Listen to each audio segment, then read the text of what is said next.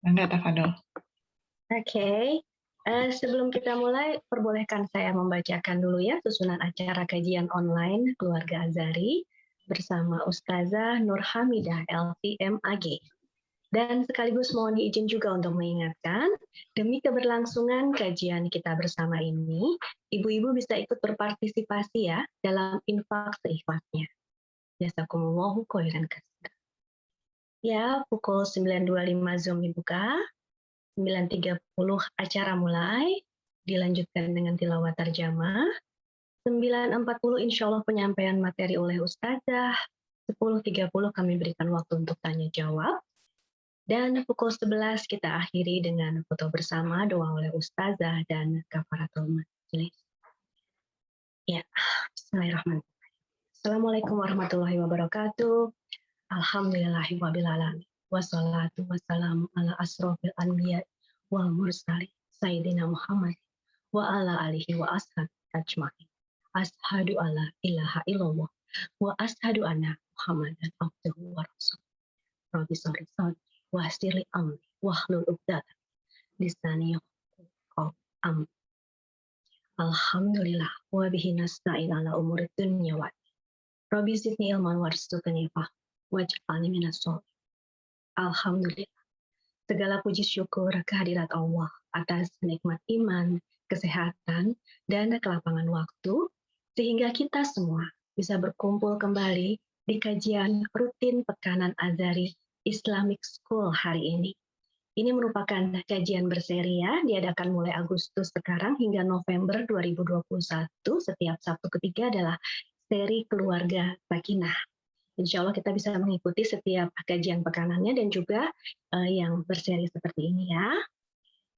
Dan juga kita sampaikan sholawat dan salam, kita sanjungkan kepada junjungan kita, Nabi Muhammad SAW, yang telah membimbing kita keluar dari kegelapan, menuju cahaya Islam yang terang benderang, seperti yang kita rasakan saat ini. Mengucapkan ahlan wa sahlan kepada Ustazah Nur Hamidah yang telah hadir, dan juga kepada seluruh peserta kajian yang dirahmati Allah Subhanahu wa Ta'ala. Assalamualaikum warahmatullahi wabarakatuh, Ustazah. Sebelum kita mulai mendengarkan kajian. Waalaikumsalam warahmatullahi wabarakatuh. Ya, sebelum kita mulai mendengarkan kajian dari Ustazah Nur Hamidah LVMAG, Bismillahirrahmanirrahim. Menikah adalah ibadah bersamamu. Mari kita dengarkan terlebih dulu pembacaan tilawah dari Mbak Lina dan sari tilawah Mbak Cinta membacakan surat An-Nahl 72. Monggo Mbak Lina. A'udzu billahi minasy syaithanir rajim. Bismillahirrahmanirrahim. Wallahu ja'ala lakum min anfusikum azwajan wa ja'ala lakum min azwajikum banina wa hafadatan wa razaqakum minat thayyibat. Afabil batili yu'minuna wa bi ni'matillahi hum yakfurun. Shadaqallahul azim.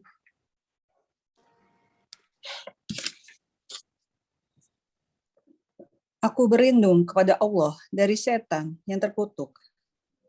Dengan menyebut nama Allah yang Maha Pengasih, lagi Maha Penyayang. Dan Allah menjadikan bagimu pasangan, suami atau istri, dari jenis kamu sendiri. Dan menjadikan anak dan cucu bagimu dari pasanganmu. Serta memberimu rezeki dari yang baik. Mengapa mereka beriman kepada yang batil dan mengingkari nikmat Allah? Maha benarlah Allah, Maha Agung. Wassalamualaikum warahmatullahi wabarakatuh. Jazakumullahu khairan katsiran kepada Mbak Lina dan juga Mbak Sinta yang telah membacakan kalamullah sebagai pembuka kajian kita. Semoga menjadi keberkahan bagi yang membaca dan juga kita yang mendengarkan. Amin. Baiklah, kita langsung ya masuk ke acara utama kepada Ustazah Nur Hamidah.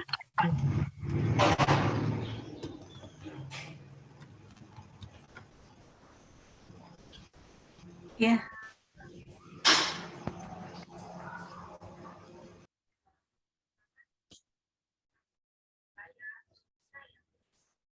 Udah langsung Bu Ika? Ya, silakan. Oh, ya. Saya sebelumnya mohon izin cek share screen ya Bu ya. Monggo.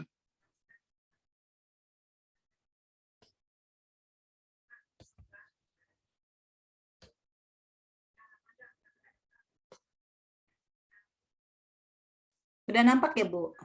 Sudah kelihatan. Alhamdulillah. Romantis sekali warna mawar. Nyari yang udah ada. Bismillahirrahmanirrahim. Rabbi syrahli sadri wa yassirli amri wahlul 'uqdatam min lisani yafqahu qawli. Assalamualaikum warahmatullahi wabarakatuh.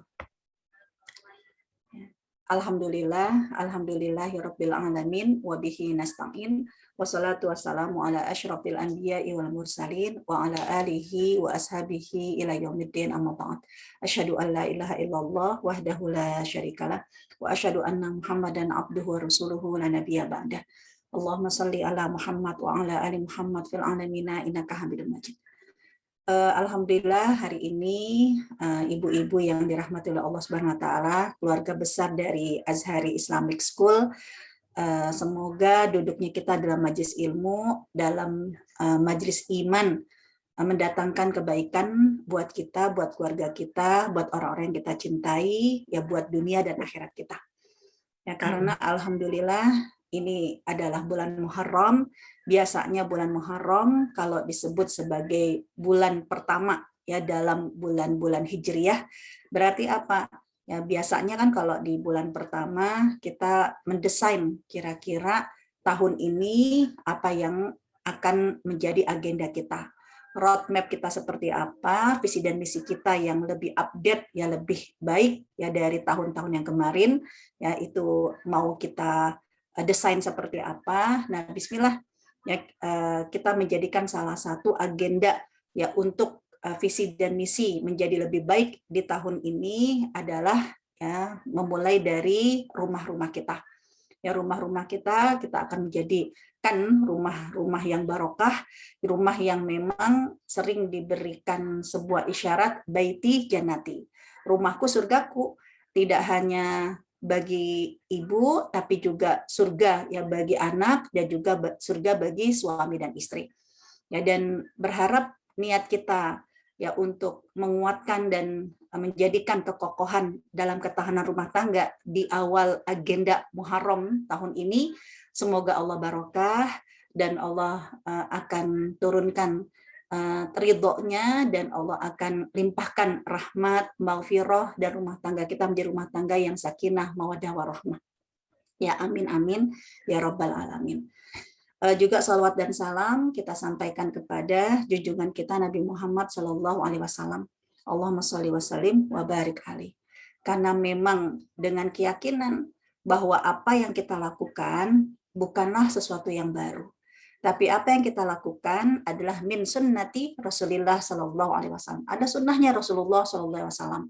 Rasulullah SAW seorang manusia yang akhirnya diangkat menjadi nabi, dan Rasulullah SAW melakukan pernikahan, dan pernikahan Rasulullah SAW yang barokah itu kita menginginkan juga menjadi rumah tangga kita. Ya, karena apa? Karena Tuhannya Rasul dengan Tuhan kita sama. Ya berarti dulu Rasulullah SAW mendapatkan keberkahan dalam rumah tangganya, kita juga menginginkan adanya keberkahan dalam rumah tangga kita. Dan sesi yang pertama yang kita bahas hari ini adalah mengawali pernikahan barokah dengan bismillah. Ya bismillah kita menjadikan rumah tangga kita, pernikahan kita adalah ibadah yang paling panjang dalam kehidupan kita. Ya karena dengan semangat ya bismillah ini, dengan semangat bahwa ini adalah ibadah ya semoga akan menguatkan mental kita, memberikan semangat ya atas kelesuan kita dan membangkitkan ya rasa futur dan kegelisahan kita bahwa bismillah Allah bersama dengan kita, Allah bersama dalam rumah tangga kita dengan nama Allah ya dengan bismillahirrahmanirrahim ya kita akan menjadikan rumah tangga kita menjadi rumah tangga yang lebih baik ya dari tahun-tahun yang kemarin. Untuk itu akhwat sekalian, rekan-rekan sekalian yang dirahmati oleh Allah Subhanahu wa taala, kita perlu belajar dari skenario musibah yang Allah turunkan kepada kita selama pandemi ini. Kenapa? Karena dulu kan sebelum pandemi kita begitu merindukan waktu weekend ya, karena waktu weekend ini Sabtu Minggu ya kita anggap menjadi quality time buat keluarga. Ya apalagi kalau di antara teman-teman ya suami istri sebagai wanita karir ya, sebagai orang-orang karir yang bekerja. Otomatis ya Senin sampai Jumat bapak dan ibunya ya juga sibuk di luar, anak-anaknya juga seperti itu, full day school dari pagi ya sampai sore. Ya akhirnya apa? Kita menginginkan aduh ya Sabtu Minggu itu benar-benar kita akan jadikan hari keluarga, ya quality time ya buat keluarga. Itu sebelum pandemi. Nah, akhirnya apa? Allah Subhanahu wa taala ingin mengangkat derajat keluarga kita, ingin mengangkat derajat peradaban bangsa Indonesia, ingin menunjukkan kelas anak-anak generasi kita. Ya karena kita yakin bukankah musibah itu diturunkan oleh Allah Subhanahu wa taala bukan karena Allah benci, tapi musibah ya diturunkan oleh Allah Subhanahu wa taala karena Allah sayang. Ya, kenapa? Karena musibah ini liyabluwakum ayyukum ahsanu amala, untuk menguji ya, untuk menyeleksi sebagai kompetisi siapa yang berprestasi, yang terbaik amalnya. Dan Allah Subhanahu wa taala dengan pandemi ini ingin menyeleksi, ayo kita berkompetisi semua untuk menunjukkan kepada Allah bahwa rumah tangga kita adalah rumah yang berprestasi ya dari musibah pandemi ini, bukan rumah tangga yang malah hancur berantakan ya gara-gara pandemi. Berarti kita gagal dalam ujian selama pandemi. Kenapa? Karena kalau kita lihat teman-teman, potret keluarga di Indonesia, naudzubillah min dzalik, jangan sampai ya 1 2 3 3 in 1 ini akhirnya menjadi potret rumah tangga dalam keluarga kita. Ya padahal mah dulu enggak, ya dulu itu ya karena masing-masing sibuk di luar. Ya jadi hari bertemu itu benar-benar ya dimanfaatkan dengan sebaik-baiknya. Nah, begitu pandemi, anak-anak PJJ, bapak ibunya bisa jadi at home, WFH, akhirnya kan hari-hari ketemunya siapa? Lo lagi, lo lagi, lo lagi. Udah gitu juga kita harus dipaksakan dengan tren baru, semuanya serba online. Ya yang otomatis handphone, laptop, paket data itu menjadi kebutuhan yang primer. Jadi masa-masa pandemi ini. Nah, jangan sampai nih gara-gara akhirnya ya kita dipaksa dengan tren baru, dengan perubahan baru, padahal ini adalah ujian, terjadilah potret keluarga di Indonesia, naudzubillah min dzalik, 3 in 1 itu ada dalam rumah tangga kita. Naudzubillah min dzalik. Pertama apa? Saya ibaratkan ada keluarga itu seperti kuburan.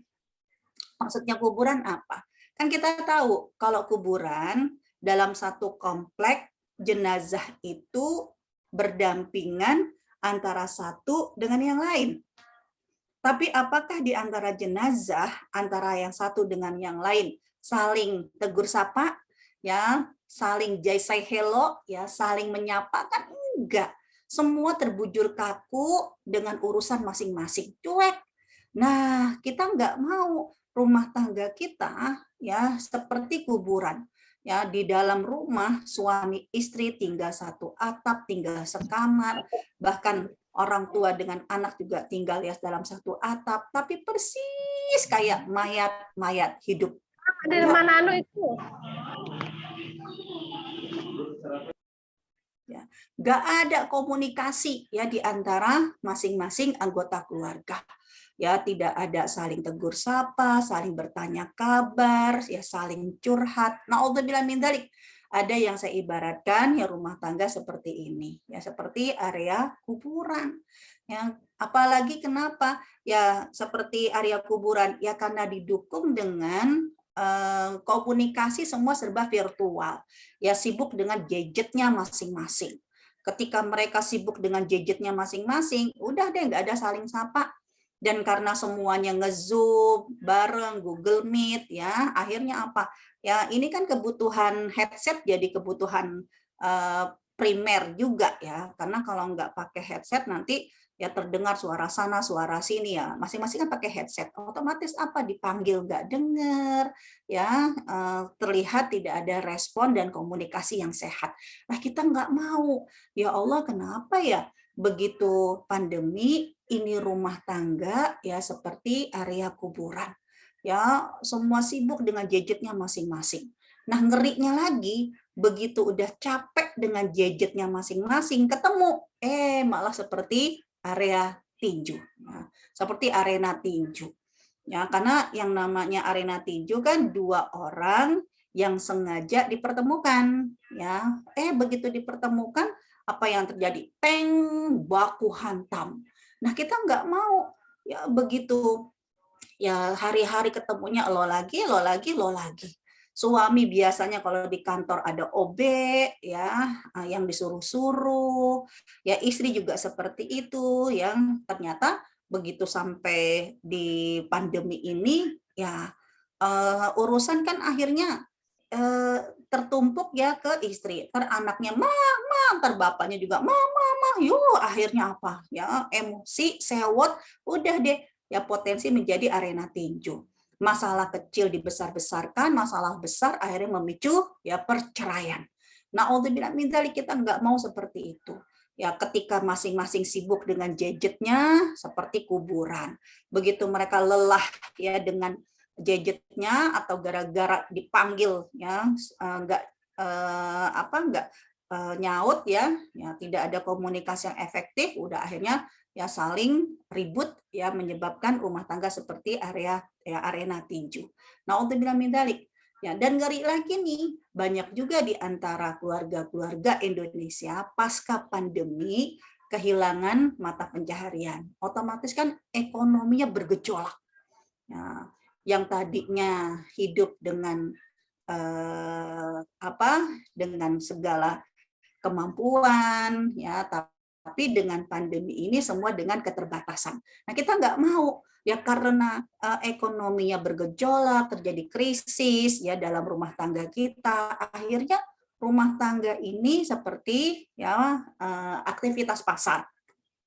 Maksudnya aktivitas pasar apa? Bukan ramenya. Karena kalau pasar sepi, tandanya ada yang nggak sehat dalam perekonomian. Ya, tapi kalau pasarnya rame, ya berarti ekonominya lagi maju. Nah, tapi yang saya maksud dengan aktivitas pasar itu berkaitan dengan pelayanan. Ya, pembeli akan dilayani oleh penjual kalau memang pembeli bawa uang dan serius mau belanja, apalagi jumlahnya banyak, wah dilayani ya oleh si raja. Ya pembeli itu adalah raja gitu kan, dianggap ya oleh si penjual itu sebagai raja. Ya, yang akhirnya jangan sampai ternyata kalau terjadi dalam ke rumah tangga kita, ya istilahnya kalau orang-orang tuh sering bilang area aktivitas pasar itu ya komunikasinya tergantung profit. Jadi abang punya uang, abang disayang. Abang nggak punya uang, abang ditendang. Ya karena di dalam pasar juga begitu. Kalau ada pembeli, udah bilang sama penjual, mohon maaf, saya nggak bawa uang, tapi kan saya kepengen update status, cuman mau pinjem ya, cuman mau nyobain bajunya, cuman mau update status doang. Itu kan nggak bakalan dilayani. Ya, karena kamu tidak memberikan profit kepada si penjual. Nah, ada kalanya setelah pandemi ini, ya Allah, kok malah rumah tangga kita potretnya 3 in 1. Ya, seperti kuburan, seperti arena tinju, dan juga seperti aktivitas pasar. Ini berarti ada yang nggak beres dalam visi dan misi rumah tangga kita. Ya, karena kita menginginkan, berarti ada potret yang berikutnya yang menjadi potret ideal. Ya, yang menjadi potret keinginan dan harapan kita bersama, yaitu rumah tangga yang diibaratkan seperti sekolah dan masjid. Ya, jadi kalau kita tuh Islamic school, ya, jadi nggak cuma sekolah tempat belajar untuk mendapatkan intelektual, tapi juga mendapatkan spiritual. Ya. Ya, nah, untuk sekolah dan masjid Islamic school berarti apa? Ya, di dalam rumah tangga itu ya tidak hanya ada pola asah, asih dan asuh, tapi juga ada siraman rohani. menjadikan basic untuk kedekatan kepada Allah Subhanahu wa taala, menjadikan nuansa ibadah ya dalam rumah tangga kita. Ya, sebab kalau sekolah itu biasanya disebut dengan Islamic School seperti Azhari, ya Islamic School, ini bukan sekedar sekolah. Ya, beda dengan sekolah-sekolah yang memang sekedar sekolah. Karena kalau sekolah swasta ya dengan basic Islamic School otomatis ya punya skill yang berbeda ya, skill yang lebih yang ditawarkan ya kepada para wali murid. Ya, kenapa? Karena setiap sekolah yang memang memahami ini adalah amanah akan menjadikan bahwa anak-anak yang dititipkan oleh orang tua kepada mereka di sekolah itu semua punya kekurangan, tapi kekurangan tidak akan dijadikan sebagai hinaan ya dan diskriminasi, tapi kekurangan-kekurangan akan diasah dengan pola saling memberi ya dan juga pola asuh, karena kita yakin semua anak adalah bintang. Ya, tidak melihat ya aspek kekurangannya, tapi ya semua yang dilihat adalah potensinya. Semua punya potensi kebaikan kalau diasah, diasih ya dengan diasuh secara baik akan terlihat ya kecemerlangannya. Ya, semua orang punya kekurangan dan semua orang punya kelebihan.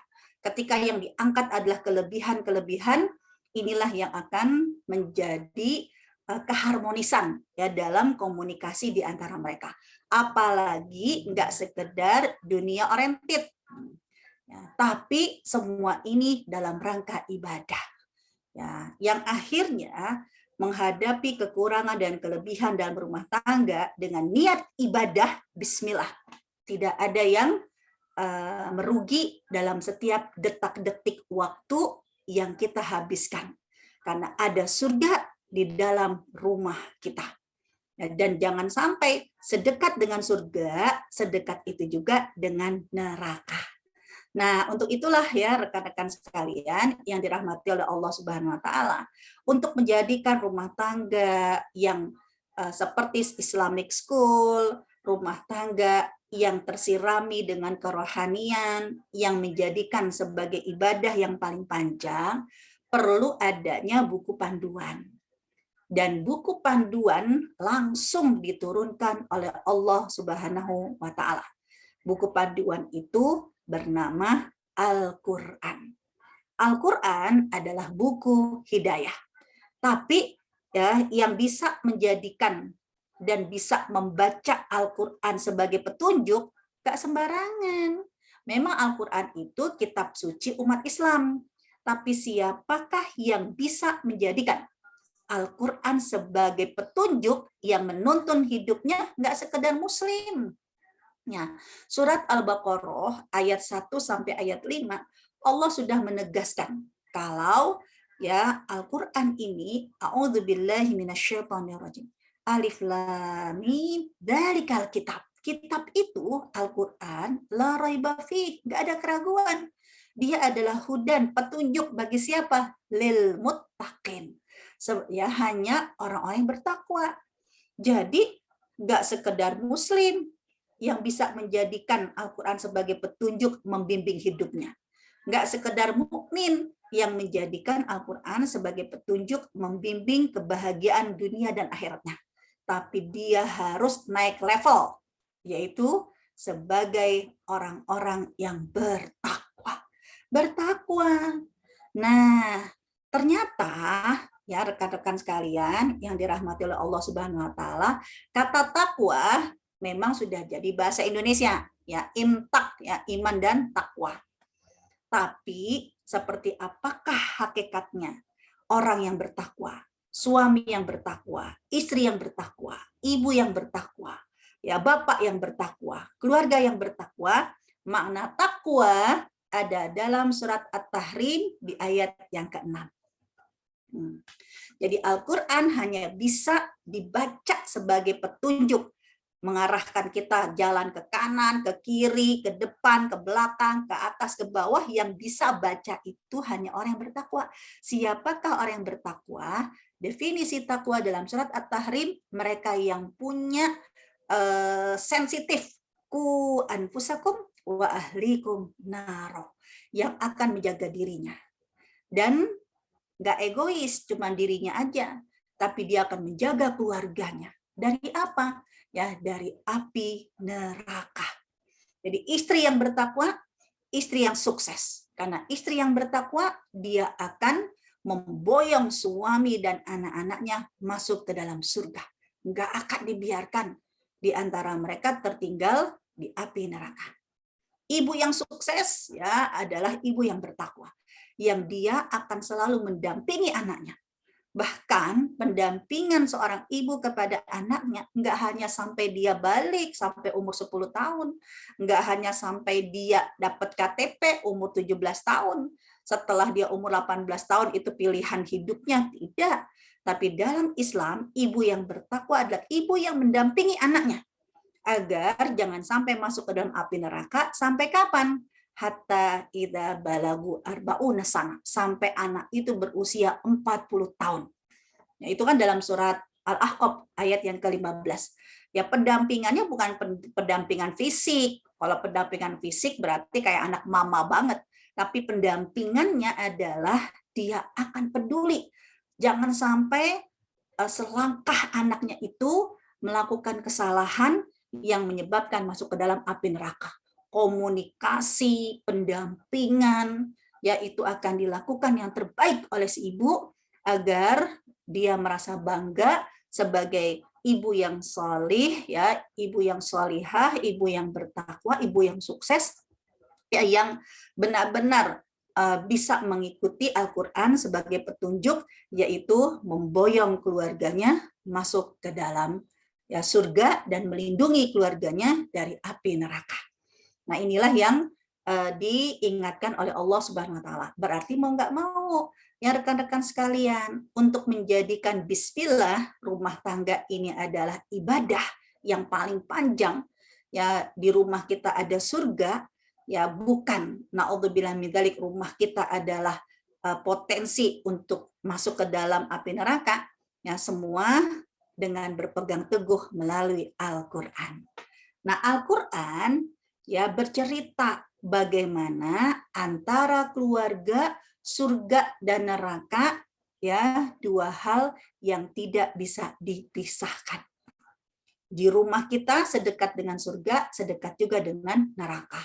Karena ya kalau teman-teman lihat gambar ini, ya ini adalah untuk memudahkan kita memahami ya bagaimanakah Al-Qur'an sebagai petunjuk buat kita. Ketika Allah Subhanahu wa taala menurunkan menciptakan Nabi Adam dan Ibunda Hawa ya di surga. Karena kita tahu Nabi Adam dan Ibunda Hawa kan tinggal pertama di surga dan nggak tanggung-tanggung, surganya adalah surga Firdaus A'la. Sampai singkat cerita, Nabi Adam dan Ibunda Hawa sebagai pasangan pertama manusia di surga. Ya, yang akhirnya dengan tragedi ya atas bisikan iblis diturunkan oleh Allah ke bumi. Tapi Allah Subhanahu wa taala ingin mengajarkan kepada Nabi Adam, kamu ketika turun ke bumi nih sekarang yang kita tempati, jangan sampai lupa karena bumi ini bukan tempat selamanya. Ya, bumi TKP-nya disebutkan oleh Allah dalam surat Al-A'raf di ayat yang ke-23 ya sampai 25. Yaitu apa? Bumi ini disebut oleh Allah Subhanahu wa taala sebagai fiha tahyauna ya. Aduh, mohon maaf ya. Bumi ini di sana kalian akan hidup, wa fiha tamutuna. Di bumi ini juga kalian akan mati, wa minha tukhrajun. Dan di bumi ini juga kalian akan dibangkitkan. Berarti rekan-rekan, bumi ini adalah satu titik di luasnya padang mahsyar. Ya, nggak jauh kalau udah disebut satu titik di luasnya padang mahsyar, berarti sedekat dengan surga, sedekat juga dengan neraka. Kadang padang mahsyar ini adalah proses awal perjalanan akhir manusia menuju ke alam akhirat yang abadi. Surgakah atau nerakakah? Nah, lalu Allah mengingatkan bersamaan dengan Nabi Adam, dengan Ibunda Hawa turun, bersamaan itu juga Allah turunkan petunjuk. Hanya nanti petunjuknya beda-beda. Ya, kalau untuk kita, Nabi Muhammad petunjuknya adalah Al-Quran. Dan Al-Quran adalah petunjuk. Karena Al-Quran ingin mengingatkan kepada kita, kamu awalnya di surga itu berpasangan.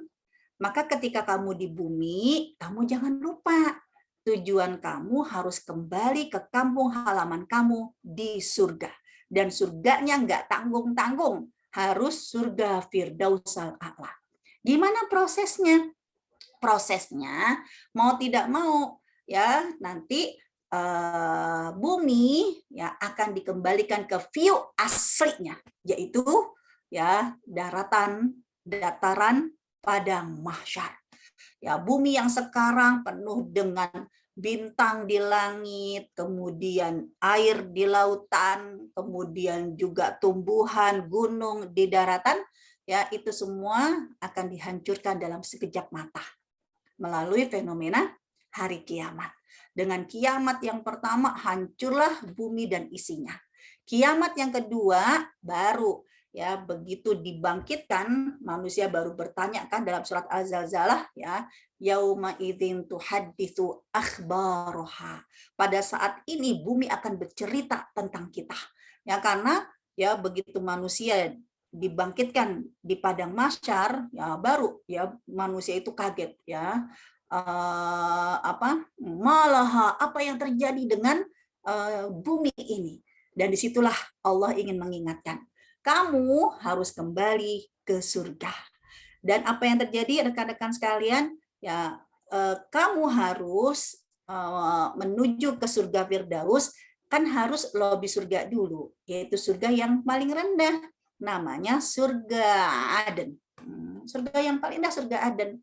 Tapi rekan-rekan sekalian, dalam surat Az-Zukhruf, surat 43, di ayat yang ke-70, Allah Subhanahu wa taala berfirman, ya surga Aden, pintu surga tidak terbuka bagi mereka para jombloan dan jomblowati.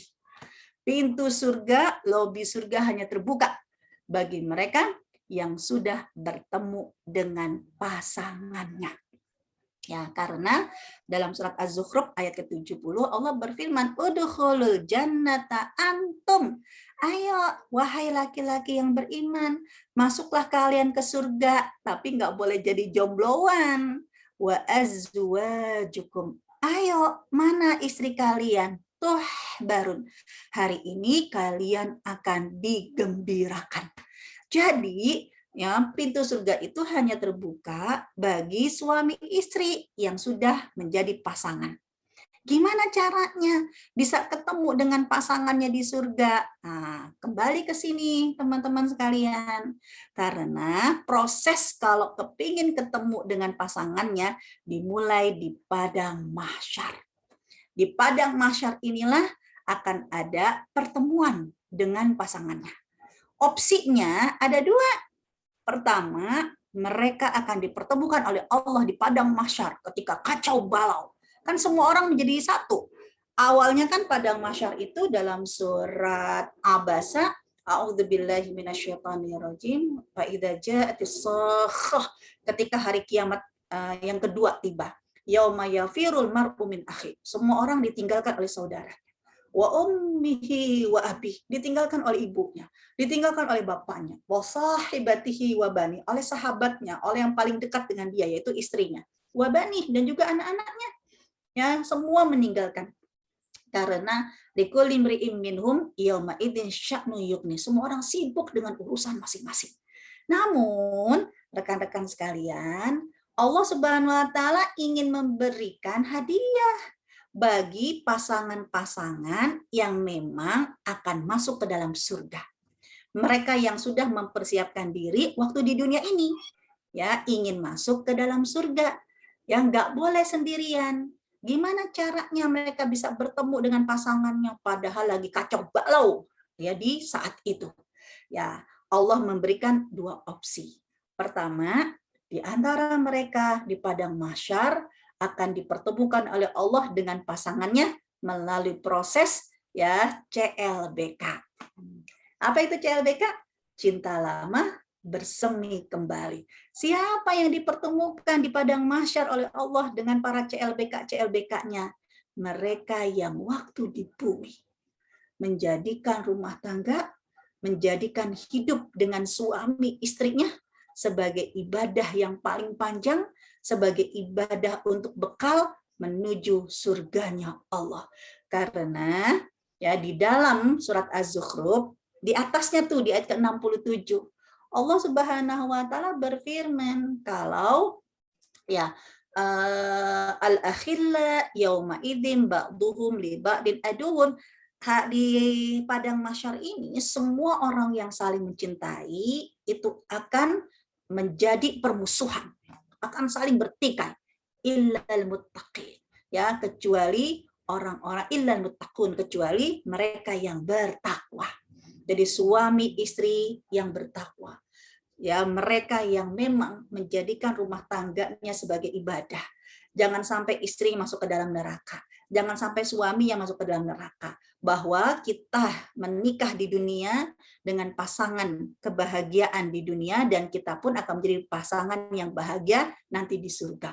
Ketemu deh ya dengan firman-Nya Allah Subhanahu wa taala, mudah ya gimana caranya mempertemukan itu. Dalam hadis qudsi ya Rasulullah SAW bersabda ya nanti Allah akan berfirman untuk mempertemukan, gampang dengan CLBK-nya, yaitu dengan firman Allah, ainal mutahabbuna fi jalali, mana orang-orang yang dulu waktu di dunia saling mencintai karena aku.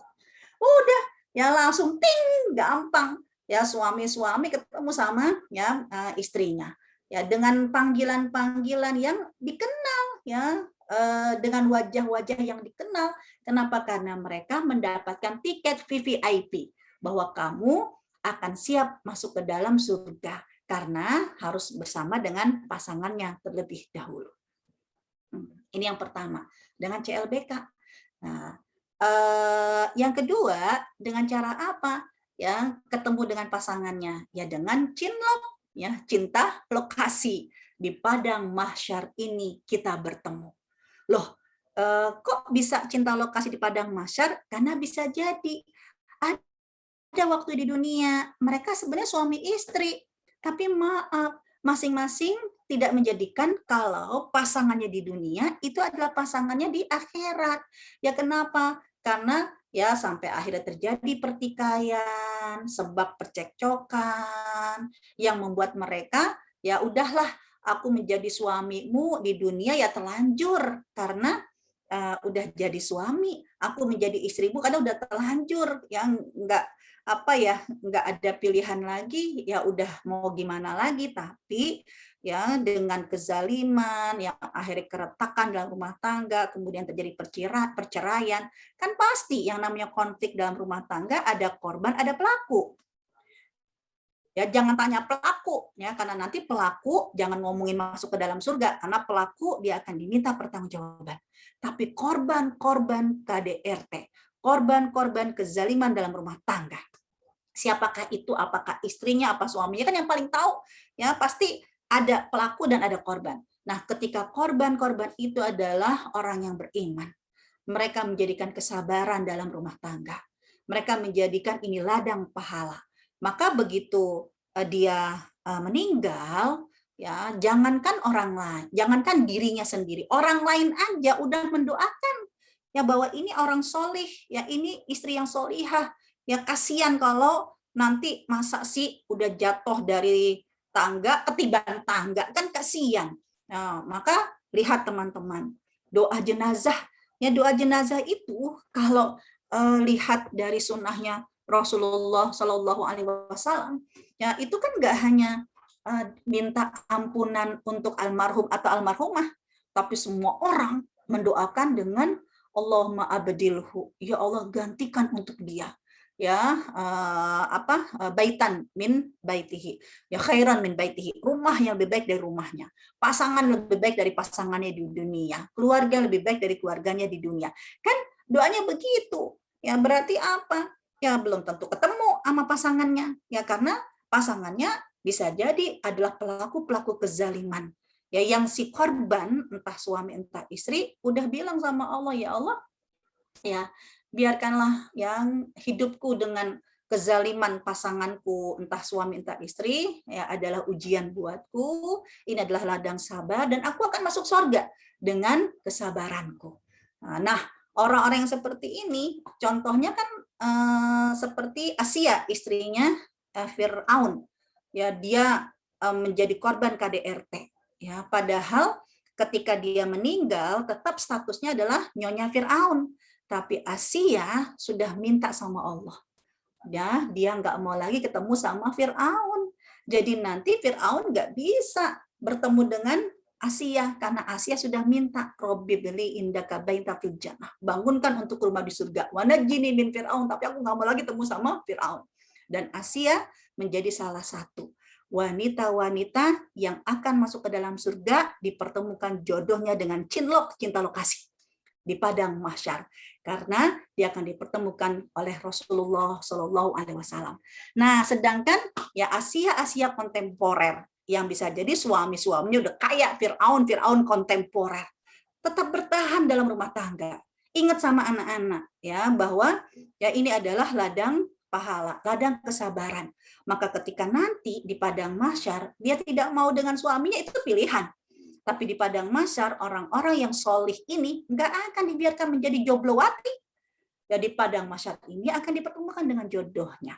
Gimana caranya? Ada 7 golongan untuk ta'arufan, ya, untuk saling berkenalan. Ya siapa itu? Dipilih dulu sama Allah, ya kontestan ya untuk mendapatkan proses ta'arufan. Ya yang ada 7 golongan. Imam yang adil. Kemudian kan bisa jadi imam yang adil ada yang masih bujangan. Kemudian orang yang bersedekah dengan tangan kanan, tangan kirinya nggak tahu, yang menangis karena takut kepada Allah, yang udah di depan mata mau berzina tapi nggak jadi, ya karena takut kepada Allah. Mereka yang hatinya terpaut sama masjid, ya mereka yang menghabiskan masa mudanya, ya dan juga mereka yang mencintai berpisah dan bertemu karena Allah Subhanahu Wa Taala. 7 golongan ini nih nanti akan dipertemukan sama Allah Subhanahu Wa Taala dari mulai manusia yang pertama sampai manusia yang terakhir. Ya, dan disitulah akan ada ta'arufan. Di padang mahsyar ini kita bertemu. Dan luar biasa, ya Asia dipertemukan dengan Rasulullah. Maryam binti Imran juga dipertemukan ya oleh Rasulullah Sallallahu Alaihi Wasallam, dinikahkan di padang mahsyar.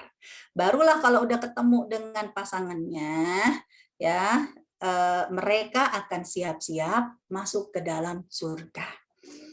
Karena surga hanya terbuka bagi orang-orang yang sudah bertemu dengan pasangannya. Nah, untuk itu, nah ini ayat-ayatnya yang tadi saya sebutkan bahwa di padang mahsyar akan ada perjodohan dan permusuhan. Perjodohan ini tergantung dari bagaimana kita mempersiapkan di dunia. Ya, mau dengan suami yang sekarang atau mau ganti suami itu terserah kamu. Kenapa? Karena ya kamulah yang mendesain ya setiap amal kamu, setiap doa kamu. Tapi ketika kita sudah punya keyakinan bahwa inilah suami yang terbaik, yang dulu aku menikah dengan dia karena punya banyak kekurangan-kekurangan, maka aku akan jadikan kekurangan-kekurangan ini sebagai ladang pahala. Kenapa? Karena Allah percaya kepada aku. Ya Allah titipkan suami model gini kepada aku. Karena aku akan menjadi Islamic school. Ya seperti sekolah Azhari. Kan anak-anak yang kita titipkan ke sekolah kan nggak tahu apa-apa. Ya, mereka belum bisa apa-apa. Tapi dengan bimbingan para guru, ya mengajarkan, walaupun para guru tahu anak-anak ini yang tadinya tidak bisa apa-apa menjadi ya bisa apa-apa, menjadi anak-anak yang berprestasi. Nah kita juga seperti itu, bahwa Allah titipkan kepada kita suami model yang nggak bisa apa-apa, ya karena waktu kita nikah dulu kita belum ta'aruf secara religi, secara kebiasaan hari-hari ibadahnya, kita nggak pernah tanya sholat subuhnya di mana, kita nggak pernah tanya kalau sholat baca suratnya apa, kita nggak pernah tanya sholatnya di rumah atau di masjid. Ya, yang penting dia pokoknya baik dan mencintaiku. Kita nggak pernah tahu bagaimana baca Al-Qur'annya, kita nggak pernah tahu ya bagaimana dia sudah mengenal huruf atau belum, kita nggak tahu. Nah, begitu sekarang kita belajar, ngaji kemana-mana, kita bisa tahu suami yang ideal, ayah yang ideal, kita menginginkan rumah tangga yang seperti ini. Ternyata kalau anak-anak kepingin jadi anak yang soleh, anak-anak kepingin jadi anak-anak yang hafidz Quran, modal yang pertama adalah keteladanan dari orang tuanya. Ya Allah, kalau subuh tuh ribut melulu. Kenapa? Ngebangunin anaknya susah, apalagi ngebangunin bapaknya. Ribut. Ya jangan akhirnya menjadi, ya Allah, kok kayak begini. Loh, Anda sudah memilih dengan segala kekurangan, dan Anda sudah menerima. Kenapa kita tidak menjadikan, ya Allah, berarti Engkau percaya kepada aku. Kalau Engkau titipkan kepada aku laki-laki yang model begini, yang punya kekurangan, akan ada pola asah, asih, dan asuh. Karena Engkau percaya, ya di tanganku lah, bismillah, ya ini menjadi ikhtiar. Perjuangan kita dengan ibadah. Bismillah. Ya, apalagi suami kita dengan nama Allah sudah mengatakan saya terima nikahnya. Jadikan sebagai ladang pahala. Ya, bagi pelaku-pelaku kezaliman ya yang akhirnya konflik rumah tangga yang menyebabkan terputus silaturahim, ngeri. Kenapa? Karena di jembatan As-Sirat ini adalah pengadilan berkaitan dengan hubungan kemanusiaan. Dalam surat Al-A'raf ayat ke-46 dan ayat 47. Nah, berarti di sini nih, jembatan As-Sirat. Jembatan As-Sirat ya adalah sekali lagi peradilan untuk hubungan kemanusiaan. Karena jembatan As-Sirat dijaga oleh dua amal. Amal pertama sebelah kanan adalah amal amanah. Suami-suami yang tidak amanah, istri-istri yang tidak amanah, ibu-ibu yang tidak amanah, pedagang penjual yang tidak amanah, guru dan murid yang tidak amanah. Maka ngeri. Ya, ketika tidak amanah, berkhianat, ada korban dan belum diselesaikan di dunia, maka ya pahala ya amanah ini akan menarik kaki orang tersebut. Walaupun dia punya pahala sholat, dia punya pahala zakat, dia hijabers, pokoknya dia akhwat, ya dia luar biasa ya dengan hijrahnya. Tapi maaf, tidak ada ya penyelesaian dalam urusan hablum minannas. Dia berkhianat sebagai seorang istri, dia berkhianat sebagai seorang suami, dia berkhianat tidak memenuhi kebutuhan ya haknya si anak ataupun dalam transaksi bisnis ya jual beli ya atau dalam simpan peminjam. Walaupun dia punya pahala sholat, pahala zakat, ya pahala amanah ini akan menarik kakinya. Dan digantunglah di atas tiang gantungan dalam surat Al-A'raf tadi yang bernama Al-A'raf, tiang gantungan, digantung dia di atas. Biasanya nih suami yang tidak amanah, istri yang tidak amanah, adanya korban-korban kezaliman yang menyebabkan terputusnya silaturahim. Dan jembatan As-Sirat pahala yang kedua ya di amal yang kedua dijaga oleh ya pahala atau amal silaturahim. Karena dia memutuskan silaturahim, maka kakinya akan digantung lagi di sini, di Al-A'raf. Sampai kapan? Tergantung korbannya. Kalau korban-korbannya udah selamat ada di surga, enak. Ya, bisa jadi akan ada syafaat ya yang menguntungkan. Tapi kalau korban-korbannya suaminya masih ada di neraka, anaknya masih ada di neraka, ya ibunya aja yang dulu ya rajin ngaji ke sana ke sini, ya dia ingin menjadi seorang wanita yang solihah, tapi dia nggak peduli ya bagaimana suaminya, nggak peduli bagaimana dengan anaknya, cuman berpikir terserah Allah, pokoknya bukan urusan gue lagi, ya kan? Lo gue dunia Allah, akhirat Allah, dia tidak peduli, ya maka ngeri nanti kalau korban-korbannya masih ada di neraka karena ketidakpedulian dia, ya tidak pendampingannya. Bisa jadi apa kata anaknya, ya Allah jangan biarkan ibuku ya di atas, enak banget ya dia tidak masuk surga dan juga tidak dibakar di neraka. Dan bisa jadi kalau ada kezaliman-kezaliman, nggak ada emas, nggak ada perak, mau nggak mau dibayar dengan dosa dan pahala. Ya akhirnya apa? Itu yang disebut sama Rasulullah SAW. Atadruna mal muflis, tahukah kamu orang yang bangkrut di akhirat? Mereka ini ya punya dosa yang belum diselesaikan di dunia dan akhirnya dibayar dengan ya pahala atau dilimpahkan transfer dengan dosa-dosa atas korban-korban kezaliman yang dulu belum sempat diselesaikan. Na'udzubillah min dzalik. Ini diingatkan oleh Allah dalam surat Al-A'raf dan juga dalam hadis riwayat Muslim tentang jembatan as-sirat di jalur dua amal, amal amanah dan amal silaturahim. Nah, kemudian ya kembali ke sini, begitu kita sudah bertemu dengan pasangannya, udah ketemu nih, ya happy ending, alhamdulillah, ketemu dengan pasangan kita di surga. Allah berikan keistimewaan.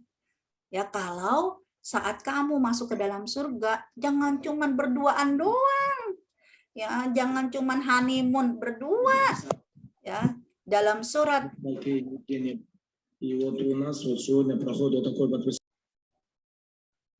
ya dalam surat Ar-Ra'd ya surat 13 ayat 23 sampai 25 Allah meminta ya ketika kamu sudah masuk ke dalam surga selamat sama suami dan istri, ayo ya kamu saatnya reuni akbar. Dengan siapa? Man sholaha min abaihim. Mana bapak-bapak kalian? Suami punya orang tua, kakek, nenek. Istri punya orang tua, kakek dan nenek. Kumpulkan orang tua kalian. Ya, juga pasangannya. Ya, kakek punya pasangan nenek, paman punya pasangan bibi. Ayo, kumpulkan semua pasangan-pasangan kalian. Ya, dari orang tua kalian ya bersama dengan pasangannya. Siapa lagi? Wa man sholaha min abaihim wa azwajihim wa dzurriyyatihim, dan juga anak keturunannya. Mana anak-anak kamu dan cucu-cucu kamu, dan bisa jadi kan mereka punya pasangannya. Itu diminta oleh Allah untuk reuni akbar. Dan semua itu bermula dari ketakwaan di dalam rumah-rumah kita. Kepedulian, Allah tidak lihat hasil, tapi yang Allah lihat adalah sejauh mana usaha kita. Untuk itulah, ayo teman-teman sekalian, hari ini bismillah kita akan jadikan pernikahan ada ibadah yang paling panjang dalam kehidupan kita. Ya, jangan sampai ibadah ini batal seperti sholat ya ketika melakukan hal-hal yang dibatalkan ya udah berarti kan harus mengulang dari awal. Ya seperti wudhu ya ibadah wudhu ternyata batal kan harus mengulang dari awal. Nah kita nggak mau yang pernikahan ini dibatalkan di tengah jalan. Ya dan kita menginginkan ibadah ini adalah ibadah yang dari awal sampai selesai sampai akhir ya selama nafas masih di kandung badan ini adalah ibadah yang paling panjang dalam kehidupan kita. Kenapa? Karena nanti dengan ibadah pernikahan inilah yang akan mendobrak ya pintu menuju surganya Allah Subhanahu wa taala. Nah, ada beberapa tips-tips ya secara ringkas aja di pertemuan kali ini ya konsep dasar pernikahan. Contoh dalam surat An-Nisa ayat 1. Ya, ini surat An-Nisa teman-teman, berarti surat ini ditujukan buat kita. Nah, dalam surat An-Nisa ayat yang pertama bercerita tentang sebuah pernikahan di mana dari mulai seorang pejaka dan gadis untuk menikah dimulai dengan ketakwaan, saat menikah lalu menjadi sebuah kerabat ya, keluarga besar juga harus diikat dengan ketakwaan, dan sampai akhirnya menjadi sebuah masyarakat juga harus diikat dengan ketakwaan. Ini kan ada dalam surat An-Nisa. A'udzubillahi minasyaitonirrajim. 3 kali takwa. Ya ayuhan nasu taqu, wahai manusia bertakwalah kamu. Yang awalnya Allah ciptakan kamu satu jiwa. Berarti gadis dan pejaka. Lalu setelah itu wa khalaqa minha zaujaha. Setelah itu kan kamu menikah.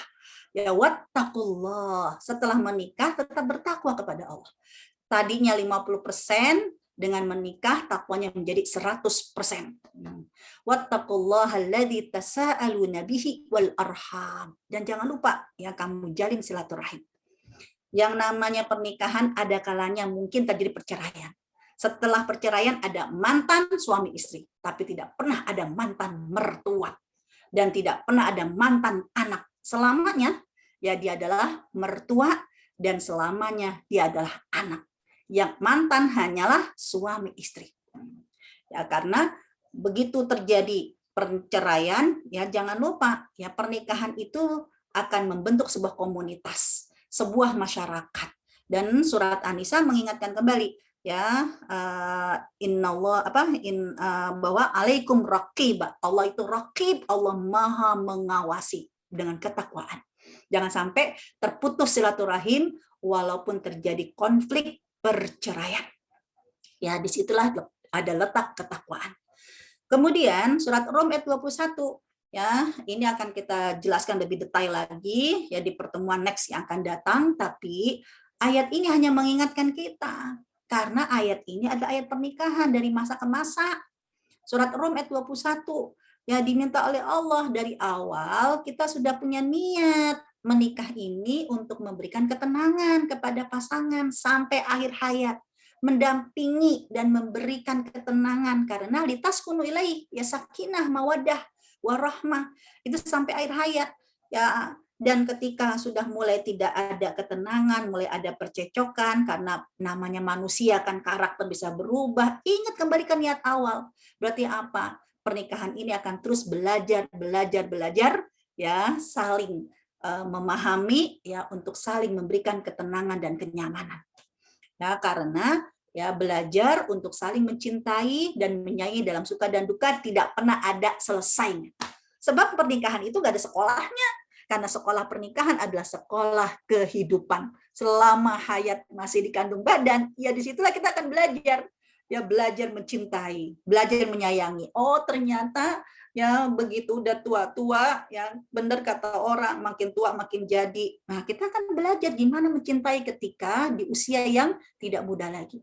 Beda menampakkan cinta kita di pernikahan 5 tahun pertama, 10 tahun kedua, ya bisa jadi nanti ya di pernikahan perak, pernikahan emas. Kita akan belajar mencintai dan menyayangi, ya pasti akan terjadi perubahan dengan perubahan karakter. Ya, surat At-Taubah 7172 juga Allah menginginkan, ayo bahwa kamu itu harus menjadi mitra, ya dan mitra dengan pasangan laki-laki dan perempuan dimulai dari mana? Dari rumah-rumah kita. Dan mitra apa? Kalau dalam surat surat At-Taubah ya 7172 ya, mohon maaf nih 7172 itu pilot proyeknya kamu belajarlah untuk bermitra. Berarti bangun komunikasi yang efektif, bangun saling kepercayaan dan solidaritas dalam 4 proyek. Wal mu'minuna wal mu'minat ba'dhum awliya'u ba'd ya'muruna bil ma'ruf wa yanhauna 'anil munkar.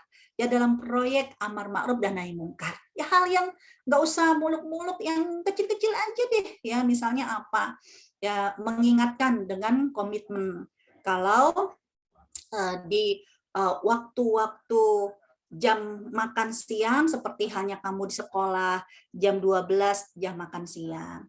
Di kantor jam 12 jam makan siang. Ayo amar ma'rufnya tepat jam 12 sampai jam 1 ya, sesibuk apapun kerjaan kantor dengan WFH, kerjaan kuliah maupun sekolah dengan virtual, dengan daring, ayo ya berkumpul di meja makan. Amar ma'ruf nahi mungkar. Di meja makan ini kita bertemu ya seperti halnya kita bisa akrab dengan teman-teman kita di saat makan siang. Kenapa kita tidak mencoba amar ma'ruf, mengakrabkan keluarga kita, menyelesaikan semua masalah, ngobrol-ngobrol ringan saat makan siang, ya saat di waktu-waktu sholat. Nah ini tim kerjasama dalam amar ma'ruf nahi mungkar. Ya kalau sama orang lain kok kita bisa diatur, ya kenapa di rumah kita tidak bisa saling mengatur, ya saling menjaga ya. Nah, dengan hal yang sederhana. Jam makan siang kita bareng, itu semua dengan komitmen amar ma'ruf nahi mungkar. Wa yuqimunas shalah, juga dalam komitmen bagaimana sholat bersama-sama di rumah. Wa yu'tunaz zakah, ya dalam masalah sedekah, infak, zakat. Jadi biasakan. Kalau di kantor biasa ada kotak infak, ya di rumah juga begitu, ada kotak infak. Kenapa sih Mak kok pakai ada kotak infak? Ya ini cuma pilot proyek, kita ingin membangun mitra berpasangan di rumah-rumah kita. Kalau misalnya sekarang modelnya online shop ya udah ya kita siapkan, ya mungkin ya, jika punya kelebihan harta 5.000, 10.000, udah kita siapkan, kita ajarkan anak-anak ya, kalau nanti ada paket yang datang, ada Gojek, Grab yang datang, ya walaupun udah dibayar ya, ataupun ketika kamu bayar lebihkanlah sedikit. Kenapa? Karena ini adalah bagian dari sedekah kita. Dan ini semua tergantung dari komitmen kebersamaan. Ya juga dalam surat Az-Zukhruf ayat ke-67 sampai 70 yang tadi udah kita bahas, berarti apa? Ayo kita latih punya visi dan misi bersama. Kita bisikan kepada suami kita di telinganya sambil kita peluk, kita cium tangannya, kita pegang tangannya untuk kita letakkan di kepala kita, ya untuk mengusap kepala kita, dan kita mohon ya agar rumah tangga kita sebagai suami istri tidak hanya di dunia, tapi kita akan menjadi pasangan yang langgeng ya nanti sampai di surga. Nah ini kekuatan seperti ini. Ya kalau misalnya mau tidur juga begitu, enggak lah mau mikirin soal kebutuhan biologis ya, walaupun mungkin ada kebutuhan biologis, tapi di luar kebutuhan biologis ya kita pegang, saling menggenggam erat ya dengan tangan suami. Kenapa? Ya karena ya, dalam keadaan senang dan susah kita akan saling menguatkan. Bahwa visi dan misi kita, pernikahan ini akan menembus sampai pasangan yang abadi di surga. Ya juga ya karena kita tahu manusia itu punya kekurangan dalam surat Toha ayat 115. Ya Allah yang mengingatkan kalau dari awal loh Allah ciptakan Nabi Adam itu fanasia, pelupa. Ya, walam najid lahu azma, dan nggak punya kemauan yang kuat. Maka disinilah hadir suami istri untuk saling menguatkan. Jangan sampai yang satu lupa, semuanya lupa. Yang lupa diingatkan, yang lagi galau, yang lagi lemes, yang lagi malas dikuatkan. Ya, juga terakhir dalam surat Al-Baqarah ayat 187, Allah mengingatkan bahwa ibaratnya kamu itu seperti pakaian. Bagi suami istri, pakaian fungsinya apa? Tidak hanya menutup aib, tapi pakaian itu kan bisa jadi identitas. Kayak apa rumah tangga kamu, lihat perilaku istri kepada suaminya. Kayak apa ya keluarga kamu, lihat perilaku suami kepada anaknya. Ya, kepada istri dan anak-anaknya. Itu adalah pakaian. Kemudian juga pakaian adalah untuk keindahan, pakaian untuk kenyamanan, pakaian untuk melindungi. Itulah yang Allah sebutkan, antum libasul lahunna, ya, kalian adalah pakaian buat mereka, dan kalian para perempuan juga pakaian untuk para suami-suaminya. Nah, yang terakhir, ya rekan-rekan sekalian, itulah idealisme. Tapi di kondisi realitanya, oh my God, ya Allah, Ustazah, kita sama orang bisa sabar, orang lain bisa dengerin kita, tapi kenapa ya kalau di rumah itu bawaannya emosi? Nggak usah kita lupa dan kita pesimis saat konflik ya dalam rumah tangga itu pasti terjadi, dan itu sebuah keniscayaan. Karena dalam surat At-Taghabun ayat ke-14 Allah yang berfirman, A'udzubillahi minasyaitonirrajim, bismillahirrahmanirrahim. Ya ayyuhalladzina amanu, hai orang-orang yang beriman, inna min azwajikum, Allah akan hadirkan loh untuk kalian, yaitu apa? Pasangan kalian. Suami bagi istri, istri bagi suami. Wa auladukum, orang anak-anak bagi orang tua. Sebagai apa? Aduwwul lakum, jadi musuh. Jadi sebuah keniscayaan. Konflik terjadi itu sebuah keniscayaan. Karena kita nggak hanya menikah dengan dua orang, tapi dua karakter. Ya, dua perbedaan, dua kekurangan. Dan itu akan jadi keniscayaan. Ya, dan Allah meminta agar fahdaruhum, kamu jangan sampai jadi gagal, ya, jadi rugi. Ya, untuk itu ketika konflik terjadi, please jangan cari siapa yang bersalah. Ini sih kamu sih, kamu duluan, nggak usah. Tapi Allah meminta dalam surat At-Taghabun yaitu apa? Wa in ta'fu, maafkan aja. Kamu minta maaf padahal kamu tidak bersalah. Itu nggak dianggap rendah sama Allah. Gitu dong, makanya minta maaf. Ya, biarin orang lain mengatakan kalau kita itu minta maaf berarti kita salah. Padahal ya Allah yang salah sama suami, cuman gengsi dia minta maaf. Ya, tapi istri tetap minta maaf. Kenapa? Ya, karena Allah Subhanahu wa taala menegaskan bahwa ketika ciri-ciri orang yang bertakwa loh. Bukan dia minta maaf pada saat salah, itu mah kewajiban. Tapi ciri-ciri orang yang bertakwa adalah wal kadhibinal ghaidha, dia menahan emosi, wa afina aninah, dia maafkan. Padahal apa yang salah itu Allah. Tapi karena aku ingin menjadi orang yang bertakwa, ya udah aku maafin aja. Aku ya minta maaf itu ciri kalau aku tuh memaafkan. Ya karena kan kalau dua-duanya nggak mau minta maaf kan berarti dua-duanya nggak merasa bersalah. Udah istri minta maaf aja. Minta maafnya istri bukan karena istri bersalah, tapi minta maafnya istri karena istrinya ingin tidak mencari siapa yang salah. Maafkan. Juga dalam hadisnya Rasulullah Shallallahu Alaihi Wasallam, kalau memaafkan itu bukan berarti menghina, tapi kamu minta maaf ya karena kamu memaafkan itu justru mengangkat derajat kamu menjadi orang yang mulia. Udah maafin aja, jangan lihat muka suaminya, tapi lihatlah Allah. Ya Allah, aku yang jadi orang yang bertakwa. Ya aku maafin ya Allah, kenapa? Karena Engkau yang menitipkan aku suami model begini. Ya udah deh aku maafin karena Engkau yang meminta aku untuk memaafkannya. Ya, dan cara aku memaafkannya dengan aku akan tidak gengsi mencari siapa yang salah, tapi aku akan memulai dengan meminta maaf. Karena minta maafku bukan sebenarnya aku yang bersalah. Nah, kemudian apa? Wa in ta'fu wa tasfahu, dirangkul. Dirangkul berarti apa? Ringan sama dijinjing, berat sama dipikul, dengan saling mencintai, merangkul, saling menguatkan. Ketika jatuh dirangkul, ayo sama-sama. Kemudian apa? Wa taghfiru, beristighfar. Rasulullah Shallallahu Alaihi Wasallam itu istighfar 70 dan 100. 70 buat siapa? Istighfarnya Rasulullah 70 kali, itu bukan untuk Rasul. Tapi Rasulullah beristighfar 70 kali untuk dosa orang-orang yang bersalah kepada Rasul. Ya, ini ada dua hadis ya, ada dua dalil. Yang dalil pertama kan di Al-Qur'an. Ya, dalam surat Al-Munafikun. Rasul itu beristighfar untuk orang munafik. Ya, kan beda sama orang kafir. Kalau orang kafir nggak boleh kita istighfar. Kalau orang munafik kan identitasnya muslim, cuman ampun-ampun nyakitin bener. Tapi Rasul beristighfar ya untuk orang-orang munafik, walaupun istighfar Rasul nggak ngefek buat orang munafik. Ya, mau Rasul minta ampun maupun Rasul tidak minta ampun, nggak diampuni sama Allah. Tapi istighfarnya Rasul untuk orang munafik untuk menunjukkan Rasul orang baik. Ya, ini yang pertama. Yang kedua, pernah Rasulullah kedatangan seorang laki-laki ya, dan Ibnu Umar menegaskan kalau ya laki-laki ini mengatakan pada Rasul, dia punya budak, ampun deh, nyebelin banget, nyakitin banget gitu, ya pada tuannya. Apa kata Rasulullah? Sudahkah kamu memaafkan dan beristighfar untuknya 70 kali?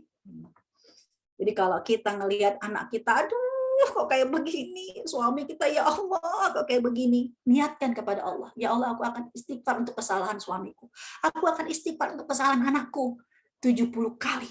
Karena itulah yang engkau inginkan. Nah, disinilah teman-teman sekalian. Ayo, bismillah, ya kita sudah niat ya dalam hidup kita, inna sholati wa nusuki wa mahyaya wa mamati lillahi rabbil alamin la syarika lahu wa bidzalika umirtu wa ana awal muslimin. Maka di sini juga, ayo ibadah ini, pernikahan ini adalah bagian dari ibadah yang akan selalu kita niatkan lillahi ta'ala. Wallahu a'lam bishawab. Dari saya cukup sekian. Assalamualaikum warahmatullahi wabarakatuh. Waalaikumsalam warahmatullahi wabarakatuh. Masya Allah Ustazah.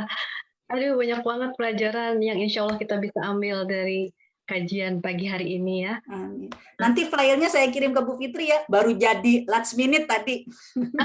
Iya, kami nantikan Ustazah. Silakan, bagi yang hendak bertanya bisa menuliskan teks di kolom chat yang nanti akan kami bacakan satu persatu ya. Dan sekarang sudah ada yang ingin bertanya, tadi sudah chat ke saya pribadi. Begini Ustazah, kalau istrinya ditinggal wafat suaminya yang soleh, terus istrinya akhirnya menikah lagi dengan suami yang baru juga soleh. nanti di surga akan bersama dengan suami yang mana? Apa istrinya boleh milih atau akan bersama kedua suaminya yang soleh? Monggo Ustazah. Alhamdulillah, pertanyaan ini pernah ditanya oleh seorang Ummahatul Mukminin, ya, istrinya Rasulullah yang bernama Ummu Salamah. Karena pernah ditanya dan pernah dijawab sama Rasul, maka saya pun bisa menjawabnya. Ya, yaitu apa? Ummu Salamah dinikahi oleh Rasul kan bukan perawan, tapi janda. Sudah pernah menikah dengan Abu Salamah, laki-laki yang dicintainya. Lalu ditinggal oleh Abu Salamah dan kemudian kan dinikahkan oleh Rasulullah SAW. Nah, dia bertanya kepada Rasulullah SAW tentang bidadari-bidadari surga. Dijelaskan oleh Rasul kalau bidadari-bidadari surga itu bukan dari wanita yang beriman yang ada di bumi. Ya, bidadari mah ibaratnya bidadari itu adalah dayang-dayang di surga. Jadi kita nggak selevel ya cemburu sama bidadari. Yang ada mah bidadari cemburu sama kita. Karena kita menjadi ratunya bidadari. Ya, kemudian Ummu Salamah bertanya, ya Rasulullah, ya bagaimana ketika karena ujung kisahnya kan Rasulullah SAW menyebutkan kalau wanita yang beriman itu lebih baik daripada bidadari, baik yang nampak maupun tidak nampak. Karena apa? Karena dia beriman kepada Allah, ya, lalu dia pun taat kepada suaminya. Nah, lalu Ummu Salamah bertanya, ya Rasulullah, bagaimana kalau ada seorang wanita, dia dulu pernah menikah dengan suami yang pertama, lalu dia menikah dengan suami yang kedua. Kira-kira nanti di surga itu dia mau masuk surga dengan siapa? Kalau kita lihat yang bertanya adalah Ummu Salamah, kita tahu antara Abu Salamah dengan Rasulullah pasti lebih mulia Rasulullah. Dan wajar kalau seperti orang-orang kita yang sering mengatakan ya suami kedua. Nah, ya iyalah kalau kasusnya Ummu Salamah suami kedua Rasul mah pantes.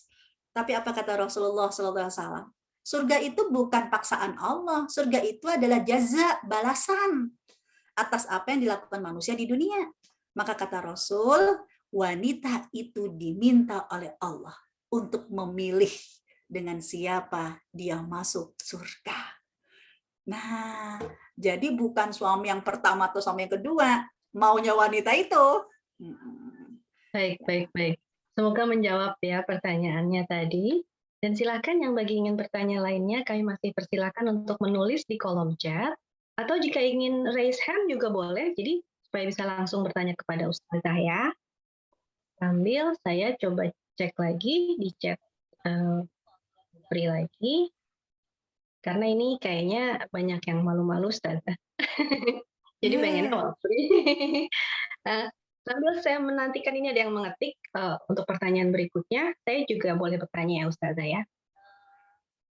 Jadi tadi kan Ustazah juga bilang bahwa yang penting adalah prosesnya, bukan hasilnya gitu kan ya. Jadi kalau misalnya ada seorang istri yang bersabar dari misalnya suaminya zolim, misalnya KDRT kayak gitu, apakah memang dia harus bersabar saja dalam pernikahan tersebut atau bagaimana menurut Ustazah? Jazakumullah khair. Ketika pernikahan itu disebut dengan ibadah, ya seperti hal ibadah yang lain, ada syarat, rukun, dan hukum-hukum yang membatalkan ibadah tersebut. Sama dalam pernikahan juga begitu. Ya, ketika memang kita ingin bertahan ya dengan rumah tangga ini, apapun yang terjadi, ya ada potret dalam rumah tangga seperti Asia, istrinya Fir'aun.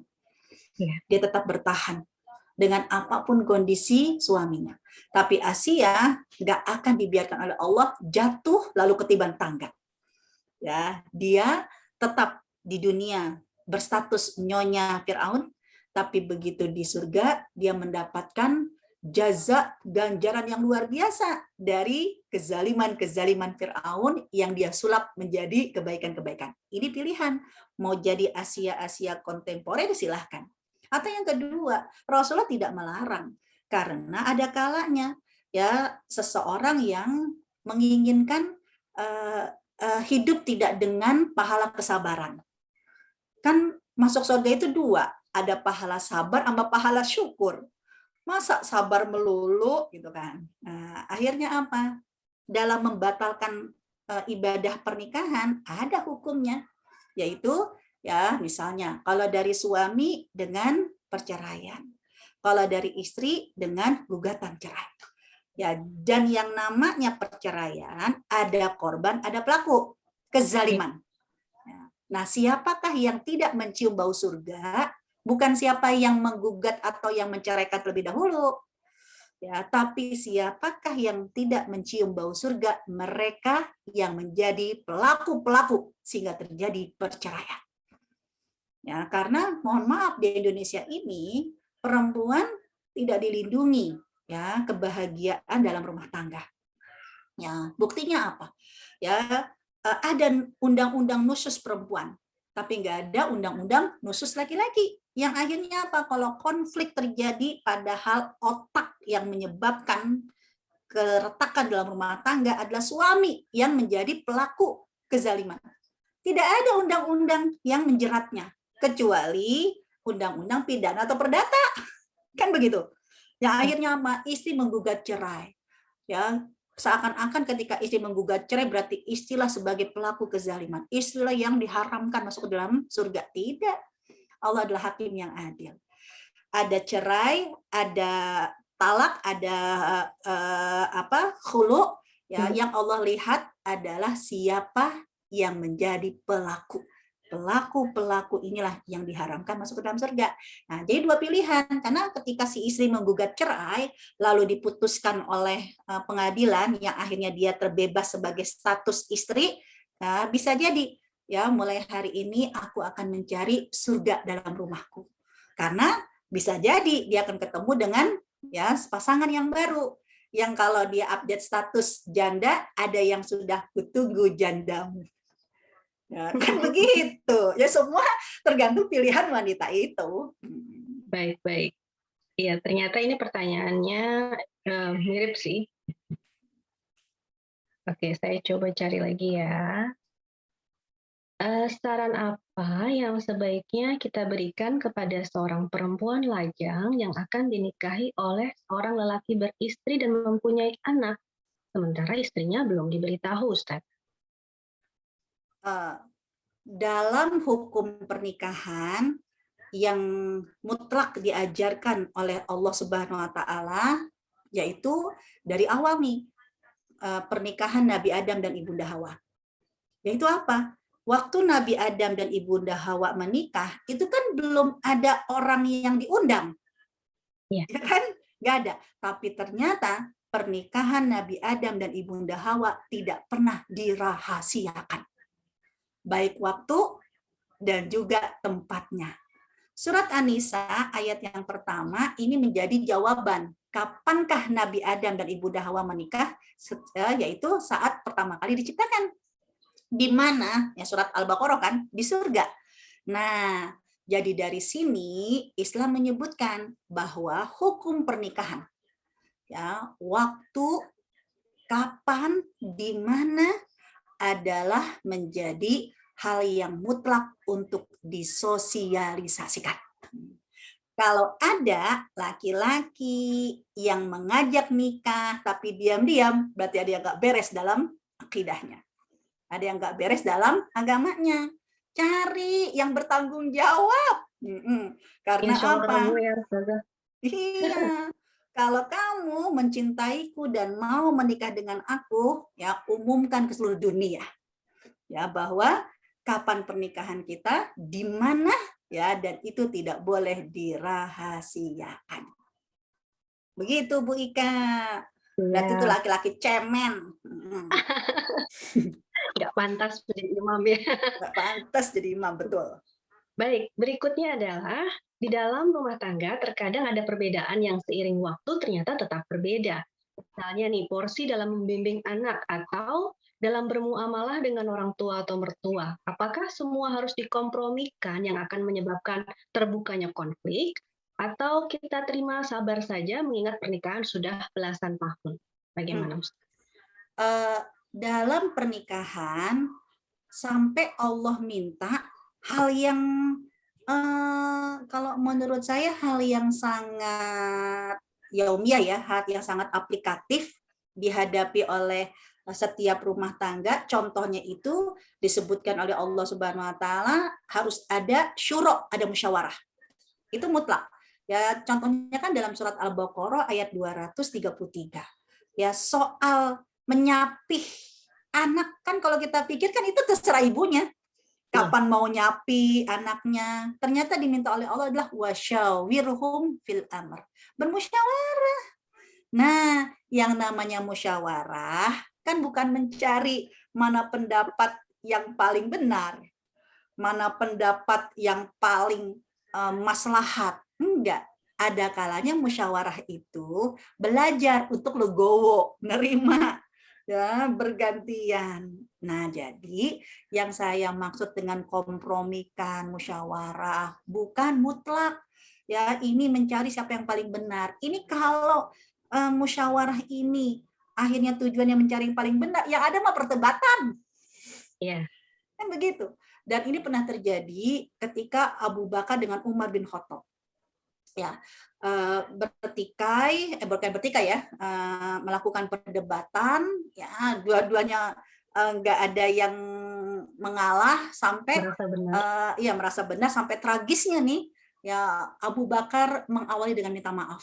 Ya, apa yang terjadi? Begitu Abu Bakar mengawali dengan minta maaf, Umar boro-boro memaafkan. Itu dikejar sama Abu Bakar, ini dalam hadisnya Rasulullah. Ya, Umar langsung pergi, dikejar sama Abu Bakar, dan Abu Bakar minta maaf, sampai di depan rumah, Umar bin Khattab itu masuk ke dalam rumah dan membanting pintu depan Abu Bakar. Sampai Abu Bakar mengadu pada Rasulullah SAW. Ya, lalu dipanggillah oleh Rasulullah, ya Umar, dan menyebutkan kalau dia adalah orang yang paling pertama melakukan kebaikan. Yaitu apa? Dalam perdebatan, kamu jangan cari siapa yang paling benar, kamu jangan cari siapa yang salah, tapi siapa yang legowo, langsung ya merasa merasa toleran ya dan memaafkan. Nah, itulah Abu Bakar. Baru Umar nyesel. Jadi teman-teman di sini, ayo dalam musyawarah ada kalanya, ya Allah ustazah nggak tahu sih suami saya. Kita udah musyawarah kayak apa, udah maka tetap aja pasal 1 suami nggak pernah salah. Ya kan? Pasal 2 kalau suami salah kembali ke pasal 1. Berarti apa? Jadikan kita belajar untuk mengalah. Karena mengalah bukan karena kita ya kalah dan salah. Gitu. Baik, insya Allah menjawab ya. Jika tidak, monggo silakan kalau masih ada yang ingin ditanyakan. Dan saya sambil menyambung pertanyaan yang berikutnya. Sebentar Bu Ika. Ya. Kalau boleh saya tambahkan. Nah, kalau model suami-suami kayak begini, saya sih cuma belajar dari beberapa kasus yang hadir ke saya ya tentang konsultasi ini. Ternyata apa? Ya memang suami itu punya pasal 1, nggak pernah salah. Tapi suami ya dia akan merasa dan akan mengalah ketika si istri berada di posisi yang membutuhkan. Jadi kalau posisi itu paham ya? Jadi kalau laki-laki itu merasa dibutuhkan, laki-laki itu merasa ya bahwa dirinya itu yang paling berjasa untuk melindungi perempuan, wah dia kelepek kan, dia akan tampil sebagai orang yang gentle kan gitu. Nah, jadi ibu-ibu di depan suami jangan sok gue, tapi di depan suami rangkullah, manjalah, selalu menjadi orang yang lemah, membutuhkan kekuatan. Nah, itu suami akan lebih lebih lunak hatinya, nurut. Jadi kayak saya sudah mengingatkan kepada teman-teman dan itu menjadi praktek buat saya sendiri di rumah, ya di depan suami kita tanggalkan semua identitas kita. Yang seorang ustazah lepas statusnya, yang seorang akademisi lepas statusnya, tapi depan suami jadilah orang yang selalu lemah dan membutuhkan suami. Wah, itu ya, jadi rangkul, manja, itu suami akan merasa menjadi seorang laki-laki yang dibutuhkan. Jadi jangan sampai ya teman-teman udah banyak ngaji, lebih killer daripada ustazah. Wallahu a'lam. Kemudian ada pertanyaan, apabila seorang istri ditinggal pergi oleh suaminya tanpa status yang jelas selama bertahun-tahun, apakah sudah otomatis jatuh talak? Sedangkan suaminya tidak tahu rimbanya kemana. Untuk kasus seperti ini, kapankah dalam kurun waktu berapa lama setelah ditinggalkan sang istri boleh menikah lagi? Ya, kasus lagu Bang Toyib kan gitu kan? Nah, Pergi tidak pulang-pulang. Iya, ini menunjukkan lemahnya perlindungan undang-undang negara kita terhadap perempuan. Ya. Padahal dalam surat Al-Baqarah ayat yang ke-226 sampai 227 ini ayat sebelum ayat tentang tolak, sebelum tentang perceraian. Itu ada kasus namanya kasus ila. Apa itu ila? Ketika seorang suami meninggalkan istrinya, ya, bahkan meninggalkan istrinya bukan sekedar meninggalkan secara fisik, tapi ila di sini mungkin dia ada di rumah, tapi maaf, dia meninggalkan kebutuhan biologis. Jadi dia tidak lagi melayani istrinya ya secara kebutuhan biologis. Jadi udah nggak mau deh ngedeketin istrinya, membuat istrinya tidak nyaman. Ya, akan kena kasus namanya ila. Dan ini bisa diajukan ke pengadilan. Ya, untuk apa? Untuk diselesaikan. Cuman di Indonesia kan nggak ada. Kalau dalam pengadilan Islam itu, ya di dalam surat Al-Baqarah ada. Nanti pengadilan yang akan memberikan opsi kepada si suami. Ditunggu sampai 4 bulan. Yaitu apa? 4 bulan kalau kamu memang tidak berniat untuk menceraikan. Ya, kamu hanya membuat, istilahnya menggantung status istri. Ya, maka setelah 4 bulan diminta untuk ketegasan kamu. Kalau memang tidak niat menceraikan, kembalikan kebutuhan biologis dilayani oleh suami untuk istri. Kalau ternyata niat kamu bercerai, maka akan dijatuhkan talak 1. Agar si istri bisa berganti status menjadi nyonya ya suami yang lain. Nah, ini menjadi solusi karena saya pernah ada satu kasus. Ustazah, saya bingung banget gimana saya menghadapinya. Ya, saya mengadu ke pengadilan agama, tapi ternyata yang ada kan pendaftaran gugatan cerai. Saya nggak mau. Berarti kalau saya gugat cerai, saya kalah. Ya, karena kesengajaan suami membuat istri merasa tidak nyaman, biar istri yang meninggalkan rumah. Karena suami sudah punya will dengan wanita lain. Saya coba adukan ke pengadilan negara, kan cuma 2, pengadilan agama atau pengadilan negara. Pengadilan negara ternyata harus ada bukti forensik. Apakah suaminya hilang, berarti kan nanti ada kasus hilang untuk untuk lapor sebagai status kehilangan suami. Ataukah ya suaminya itu melakukan kekerasan, berarti ada KDRT. Pokoknya ada bukti forensik. Ternyata apa? Saya bingung karena ketika ditanya Pak Polisi, suami ada nggak? Ada di rumah. Suaminya selalu ada di rumah. Suaminya mukul? Enggak. Tapi kenapa ya Allah Bu, saya kayak nggak nampak di depannya. Ya, jadi kayak dicuekin, dikasih minum, boro-boro dia ucapan terima kasih, nengok juga enggak. Jadi bisa-bisanya gitu dia membuat saya itu merasa kayak nggak nampak ya, agar saya pergi. Nah, kalau dia pergi kan berarti yang salah si istri. Nah, kan istri begitu, kadang kalau udah kesel langsung pergi dari rumah. Nah, ini kan berarti kelemahan dan kebodohan si istri tersebut. Nah, saya bilang kalau dalam kasus Islam namanya ila. Ya, suaminya nggak pergi sih, nggak kabur, tapi dia tidak melayani sentuhan fisik istri. Dia tidak menyentuh secara fisik. Apalagi kalau pergi, ya nggak ketemu entah rimbah di mana, itu ditunggu sampai 4 bulan. Ya, wallahu a'lam bishawab.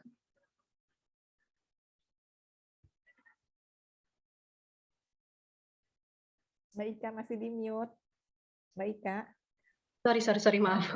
Tadi ada yang datang, jadi tadi saya mute. Ada banyak banget pertanyaan, Ustazah. Mohon maaf, ini juga termasuk pertanyaan dari ke Mbak Nuni ya, Mbak Nuni?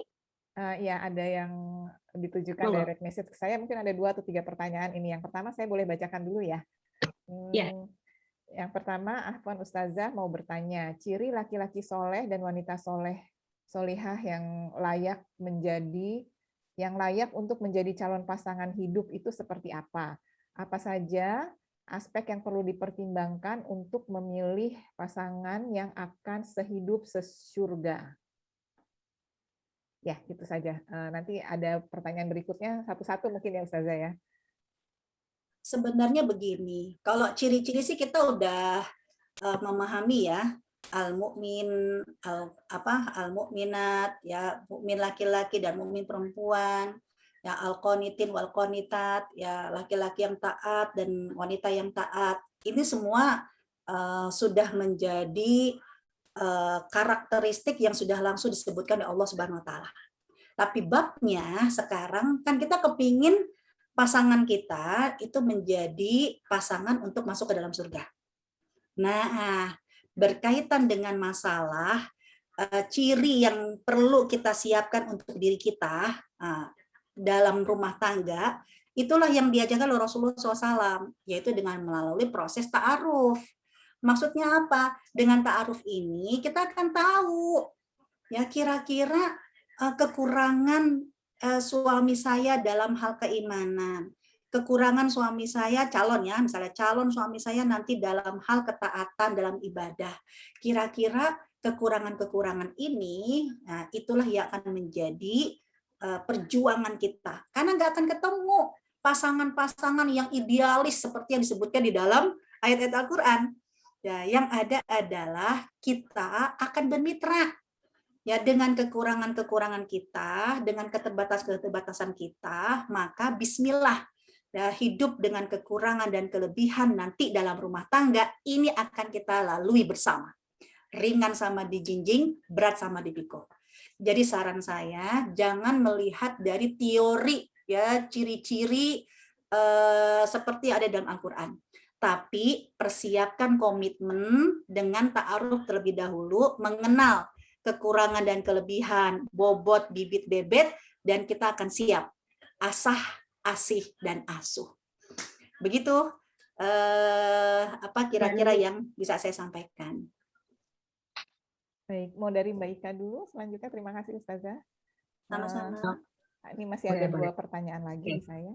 Yang berikutnya, Ustazah pernah menyampaikan bahwa tujuan utama iblis itu kan memisahkan pasangan suami istri nih. Tapi bagaimana dengan pasangan yang dipaksa bercerai oleh orang tuanya? Betul. Tujuan utama iblis adalah memisahkan suami dari istrinya. Nah, karena dari sejak awal. Tapi jangan lupa, iblis itu ada kalanya nggak bisa melakukan sendirian. Dia perlu berkolaborasi dengan manusia. Siapa yang diajak berkolaborasi sama manusia ya untuk menceraikan sebuah pasangan? Macam-macam. Ada yang TTM, teman kantor, teman tapi mesra, ya CS-annya iblis sehingga terjadi perceraian. Ada kalau yang kasus tadi adalah orang tua. Bisa jadi orang tua dan mertua, ya berarti mereka menjadi ya panjang tangan berkolaborasi dengan iblis untuk memisahkan ya sebuah rumah tangga. Jadi yang perlu kita persiapkan adalah jangan kita akan menutup semua potensi-potensi ya setan itu mencari teman-teman yang berusaha untuk memisahkan ya suami dari istrinya. Jadi nggak hanya orang tua, bisa jadi teman kantor juga begitu, teman curhat juga begitu, teman medsos juga begitu. Itu CS-annya iblis yang akhirnya menjadi perceraian. Iya. Monggo Mbak Nuni berikutnya. Ini nggak apa-apa kan ya Ustazah walaupun melewati dari waktunya karena kayaknya banyak banget ya. Ada dua lagi pertanyaan boleh ya Ustazah? Oh ya. Yang pertama ada yang menanyakan bagaimana apabila kita mengetahui satu perceraian, apakah boleh kita menyebarkan berita perceraian tersebut tanpa bermaksud gibah gitu ya? Jadi mungkin memberitakan bahwa pasangan ini sudah bercerai, apakah diperbolehkan atau gimana Ustazah? Yang kedua boleh digabung? Yang kedua nih agak panjang sebentar. Saya bacakan dulu ya. Sebentar. Apakah ada rekomendasi usia yang baik untuk seharusnya menikah? Saya ada keluarga yang masih belum menikah, tapi sudah ada teman dekat. Namun terlihat masih banyak keraguan dalam menikah karena merasa terlalu banyak hambatan dalam menuju pernikahan. Saran apa yang baik untuk disampaikan ke keluarga saya ini ya Ustazah? Karena kebetulan ini saudara kandung saya selalu menanyakan pendapat saya. Ini dari satu orang ada 2 pertanyaan. Satu lagi pertanyaan terakhir. Bagaimana sikap istri solehah untuk menghadapi suami berselingkuh dan masih berusaha menutup-nutupi? Tapi istri takut bercerai karena khawatir dengan masa depan anaknya jika hidup tanpa sosok ayah. Ya, saya rasa itu jadi 3 pertanyaan ya Ustazah dari 2 orang. Oke. Ya, jadi yang pertama, salah satu dari berita yang harus disosialisasikan, wajib.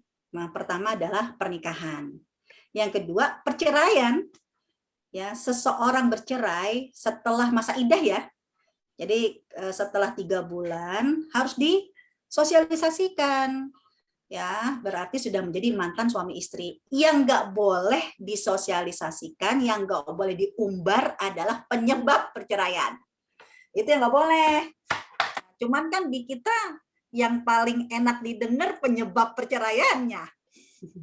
Ya, oh kok udah cerai ya? Kenapa dia cerai? Oh gini, emang sejak kapan? Nah itu yang nggak boleh. Tapi setelah 3 bulan, Fulan bercerai dengan Fulana, menjadi mantan suami istri, itu harus. Yang ketiga yang wajib disosialisasikan apa? Kelahiran. Ini jelas pernikahannya disosialisasikan, kelahirannya juga disosialisasikan, ya agar orang itu tahu dari siapa anak ini lahir, ya kapan dia lahir, bapaknya siapa, itu harus jelas. Itu yang perlu dipahami. Itu berita yang perlu disosialisasikan. Tapi kenapa bercerainya itu adalah aib yang perlu dijaga. Kemudian yang kedua, rekomendasi usia berapa? Ya, pertama saya mau melihat dari undang-undang pernikahan di Indonesia. Ya, kalau kita bijak sebagai warga negara, ya, bukan karena kita menyampingkan agama, enggak, tapi ya udah terlanjur jadi warga negara Indonesia. Ya mau nggak mau harus mengikuti peraturan warga negara. Karena kalau orang tua memaksakan putrinya menikah secara ternyata undang-undang Indonesia masih di bawah umur, kasihan. Akhirnya di penjara siapa? Orang tuanya. Padahal secara hukum Islam nggak salah, tapi cara hukum negara ya salah. Berarti usia berapa secara undang-undang negara perlu kita siasati agar pernikahan ini terjadi konflik ya agama kita. Nah, ya berarti PR-nya adalah kita harus pilih-pilih nanti siapa yang akan membuat undang-undang, kan begitu. Kalau udah terlanjur ya nggak bisa. Yang karena kan banyak di berita-berita ya yang ditangkap ya orang tuanya atau suaminya karena menikahi anak di bawah umur. Sedangkan dalam Islam usia yang siap menikah ini sebenarnya kan usia dalam arti mukallaf, dia sudah siap bertanggung jawab. Ya sebagai seorang suami yang kelak nanti sebagai seorang ayah. Nah, usia mukallaf itu dalam Islam ya ketika memang dia sudah balik. Ya, kalau laki-laki mungkin ya sekitar mungkin 12 sampai 13 tahun itu udah mukallaf, udah balik, berarti dia siap. Masalahnya adalah sekali lagi KBM kita. Ya, kurikulum belajar kita tidak menjadikan anak-anak itu matang secara tanggung jawab. Ya, yang akhirnya kalau tadi udah 25, udah 30 Ustazah masih belum berani juga, berarti dia belum matang. Kenapa? Lu dijadikan hutang PR lingkungan yang terdekat ya. Dia harus istilahnya punya kematangan. Karena hidup ini bukan hanya milik dia. Hidup ini harus dia siapkan aset melanjutkan dakwah ini. Aset melanjutkan risalah ini. Yaitu apa? Anak-anak. Ya, jadi kepikirannya itu bukan sekedar nikah. Bahwa nanti ketika aku menikah, bahwa aku akan menjadi kontributor. ya dengan anak keturunan yang 10, 20, 30 tahun, bagaimana kondisi di negeri ini, kondisi Islam ini akan dilanjutkan oleh anak-anakku. Tapi kalau dia belum sampai kepikiran seperti ini, ya berarti PR buat lingkungan, ya buat yang terdekat. Kenapa kok sampai belum matang? Ya, karena sekali lagi sekolah pra pernikahan masih sangat jarang dan belum difasilitasi oleh negara. Ya, berarti kitalah yang mencoba untuk memfasilitasi bimbingannya. Nah, yang terakhir, suami selingkuh tapi takut bercerai. Ya, berkaitan dengan masalah perselingkuhan suami dengan pilihan istri, lakum ajrukum wali ajri, di pahalanya pahala dia, dosanya dosa dia, ya, dan urusan kita. Tapi mohon maaf, kalau memang kondisinya perselingkuhannya itu sudah sampai tingkat perzinahan dan ada saksi ataupun ada pengakuan, ya ini jangan sampai nanti kita kena dosa dari Allah mendiamkan kemaksiatan. Tetap kita harus mengingatkan kalau ini dosa. Karena selingkuhnya di sini kan bisa jadi ada selingkuh TTM, teman tapi mesra, ya, ada selingkuh sampai perzinahan. Nah, tugas kita sebagai seorang istri, ya, adalah mengingatkan terus bahwa ada pengadilan akhirat. Masalah ibu tadi mau memilih tetap, ya, dalam kesetiaannya karena ingat anaknya, itu silakan aja. Itu pilihan masing-masing. Wallahu a'lam bishawab. Ya, Ustazah, sebetulnya ini masih ada pertanyaan lagi, tapi sepertinya ini lebih mendalam karena untuk sebagai kita orang tua membimbing anak kita supaya bisa menjadi imam. Sepertinya kita akan bisa bahas di September di minggu ketiga ya. Iya. Oke. Kan kita masih ada serial ya. Ya, mohon maaf Mbak Sari dan juga teman-teman yang lain yang pertanyaan masih belum bisa terjawab. Insya Allah di minggu ketiga September kita bisa ikuti lagi seri kajian keluarga sakinah ini ya. Dan kalau sekarang kuis, boleh Ustazah satu pertanyaan saja? Boleh. Kita buat kesepakatan dulu. Jawabnya pakai chat aja ya. Ya, semua chat. Nanti siapa yang paling cepat menurut versi chatnya host panitia ya. Nah, itu yang akan menjadi pemenangnya. Oke. Ya, kalau emang sudah demikian enak ya. Saya akan memberikan sebuah pertanyaan, bolehlah open book ya. Kenapa? Karena kan babnya adalah mana yang paling cepat ngechat ya kan. Kadang udah siap mau ngechat, ngetik ya lama. Allah Subhanahu wa taala menjanjikan kalau kita akan reuni akbar di surga bersama dengan ayah-ayah kita, suami dan anak-anak kita. Ya, janji Allah ini ada dalam surat Ar-Ra'd. Pertanyaan saya, sebutkan 2 surat sebelum Ar-Ra'd dan 2 surat setelah Ar-Ra'd. Cuma nama suratnya doang. Silahkan yang bisa menjawab. 2 surat sebelum Ar-Ra'd dan 2 surat setelah Ar-Ra'd ya, Ustazah. Kita menunggu jawaban aja ya, Mbak Ika. Iya, kita kan nggak boleh ikut jawab. Ini sudah ada yang menjawab dari Mbak Yana ya. Yang pertama di saya ada Mbak Yana. Mana di tadi aku jawabannya? belum ada. Oh, Mbak Yana direct message ke saya. Direct berarti ya. Wait, tapi kok ini hilang?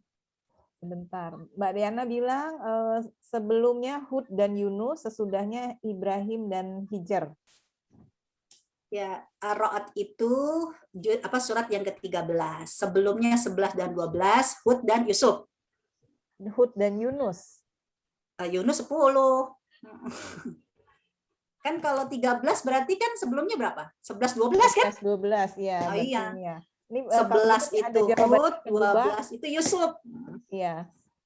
Jawaban yang kedua nih mungkin lebih benar nih dari Mbak Anissa Larasati Nisa. Hud dan Yusuf dan sesudahnya Ibrahim dan Al-Hijr. Betul. Nah, Ya, berarti Mbak Nisa juaranya. Selamat Mbak Nisa. Monggo menghubungi Mbak Tuti untuk pengambilan hadiahnya ya. Baik, selanjutnya kita masuk pada acara terakhir, yaitu doa yang akan dipimpin oleh Ustazah Foto bersama Nurhamidah. dulu boleh Silakan. atau foto bersama sesudah doa aja ya, Mbak? Iya, foto bersama Oh, biasanya sudah doa ya. Oke, baik. Silakan dong. Oke, ya rekan-rekan sekalian yang dirahmati oleh Allah Subhanahu wa taala, ya kita menyadari hari ini ya Allah banyak sekali tamparan-tamparan dari ayat-ayat Al-Qur'an dan hadis-hadis Nabi terhadap perilaku-perilaku kita ya sebagai seorang istri, sebagai seorang ibu. Ya moga-moga duduknya kita dalam majelis ini Allah Subhanahu wa taala menjadikan kita limpahan ampunan atas semua dosa-dosa yang kita lakukan.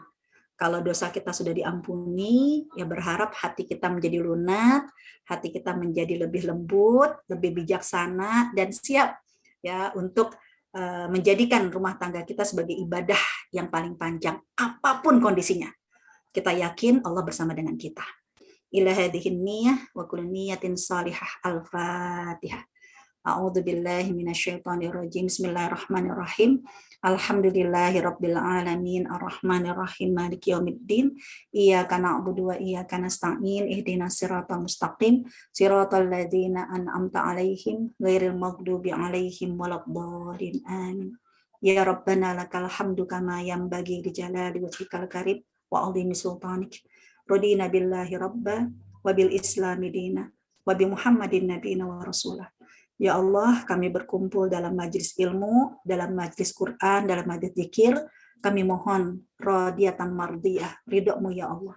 Dan ya Allah, kami menyadari banyak sekali dosa-dosa yang kami lakukan. Untuk itu, setelah selesai dari majlis ini, kami hanya mohon kepadamu, Rabbana la tada'lana dzamban illa ghafarta. Tidak ada satupun dosa yang kami lakukan, kecuali telah Engkau ampuni. Wala aiban illa satarta. Tidak ada aib ya di antara kami dan keluarga kami kecuali telah Engkau tutupi. Ya. Wala maridun ila syafaita. Siapapun di antara kami yang sedang sakit, kami hanya mohon kepadamu agar Engkau angkat penyakitnya dan Engkau kembalikan sehat walafiat untuk berkumpul bersama dalam keluarga dan beraktivitas seperti semula. Ya wala dainan illa qadaitah. Dan siapapun di antara kami sebab pandemi ini ya kekurangan rezeki ya menjadikan hidup dalam hutang piutang, ya Allah kami mohon agar Engkau limpahkan kepada kami rezeki yang barokah, rezeki yang halal dan thayyibah, dan Engkau lindungi kami dari lilitan hutang, dan Engkau jadikan hidup kami, rezeki kami adalah rezeki yang barokah untuk anak-anak kami dan juga untuk keluarga kami. Wala hajatan min hawaijid dunya wala karidho ila qadaitaha ya arhamar rahimin. Ya Allah, kami punya banyak hajat dan kami mohon kepadamu ya Allah agar Engkau berkenan memberikan ridho atas setiap hajat-hajat kami, dan Engkau mudahkan semua hajat-hajat kami dan hajat-hajat orang-orang yang kami cintai. Ya Allah, negeri ini sedang berduka. Banyak sekali di antara keluarga kami, orang tua kami, guru-guru kami yang telah tiada. Bagi mereka yang telah tiada, kami hanya mohon kepada Engkau agar Engkau jadikan mereka min ahlil maghfirah wa ahlil jannah. Dan bagi kami yang masih hidup ya Allah, kami hanya mohon kepadamu ya Allah agar Engkau jadikan hari-hari kami adalah hari-hari yang terbaik untuk amal-amal kami. Sehingga tidak ada yang kami lakukan kecuali ya khairum min amali, ya sebaik-baik amal adalah amal kami di penutupnya. Sebaik-baik hari adalah hari kami saat berjumpa denganmu. Ya Allah, ya lindungilah kami dan lindungilah orang-orang yang kami cintai. Lindungilah di saat tangan-tangan kami tidak mampu melindungi orang-orang yang kami cintai. Lindungilah mereka semua dan jagalah mereka dengan penjagaan yang tidak pernah terputus. Lindungilah mereka dari segala mara bahaya. Lindungilah suami dan anak kami serta orang-orang yang kami cintai dari kemaksiatan yang mendatangkan murka-Mu, dari kezaliman yang menjauhkan dari rahmat-Mu, agar negeri ini setelah pandemi menjadi negeri yang barokah, negeri yang baldatun thayyibatun wa rabbun ghafur. Dan ya Allah, kami menyadari musibah COVID-19 ini adalah musibah yang akan mengangkat derajat kami.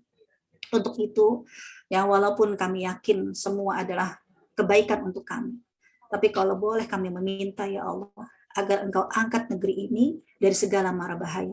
Allahumma dfa'annal bala wal waba wal ghala wal mihan wal fitan ma dhahara minha wa ma batan birahmatika ya arhamar rahimin. Setelah COVID-19 ini, Engkau jadikan negeri ini menjadi negeri yang sehat.